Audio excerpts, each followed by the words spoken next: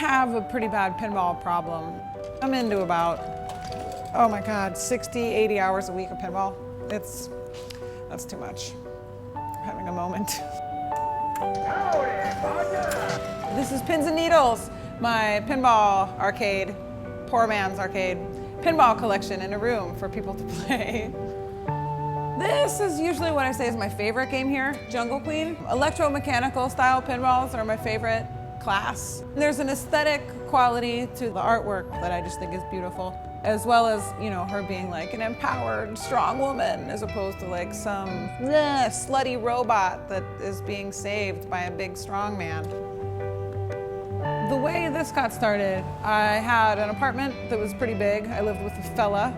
That didn't work. So in his space, I put a pinball machine, and then another pinball machine, and then another pinball machine, and then I would get rid of a table, 2 pinballs, I get rid of a couch.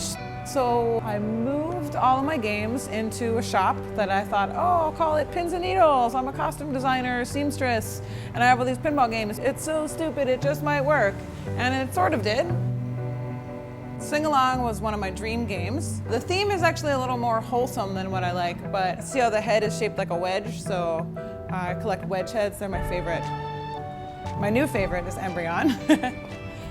It has the biggest vagina in pinball. It has 3 captive balls in it, so you want to hit the big ball, and that'll knock the other balls up into the vagina high enough. You really got to whack the balls hard up in there. Once I had a couple games going at a time, I realized that maintenance was of the utmost concern. They have a couple hundred switches and all kinds of things that can go wrong with them.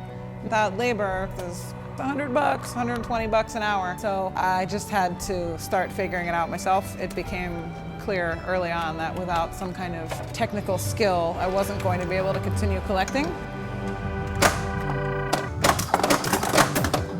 She's back.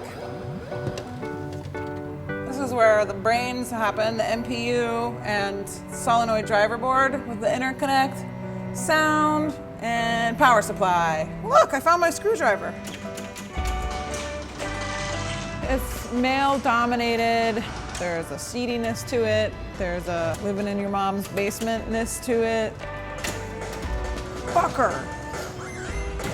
And then there are some really great people in it who are just undying hobbyists who, you know, want to keep the pinball thing going and are bummed that at one point, you know, all the games were out in public for people to play. And now they're all like at some dude's house who probably doesn't want you coming over that much.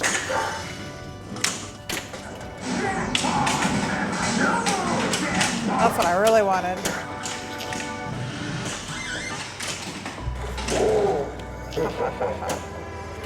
Do I like anything more than pinball? No. Nothing. Not even close.